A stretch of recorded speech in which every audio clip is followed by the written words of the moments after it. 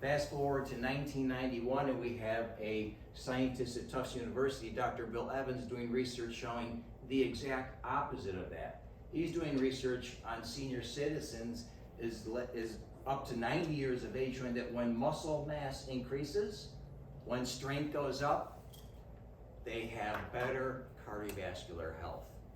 Very different from what we heard 23 years previously from Dr. Cooper. Now, hold this thought for again. 2008, in America, do you guys realize that we went for 200 plus years in the United States never having anyone tell us how we should exercise?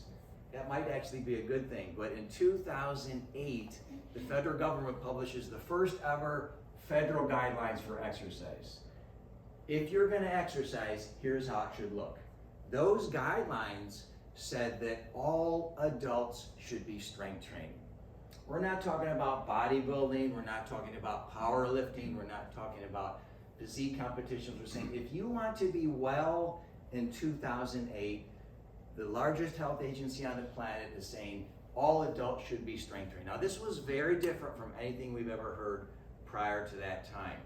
Basically a call to action. 10 years later, those guidelines were updated, 2018. Second edition.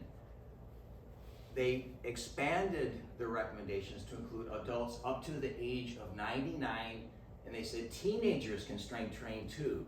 So what they're now telling us is that this is a forever behavior. Start early in the life cycle, do it until the day you die. In fact, what we tell our clients, we say, on the day of your funeral, you're gonna feel and look your best if you get your workout in early in the day.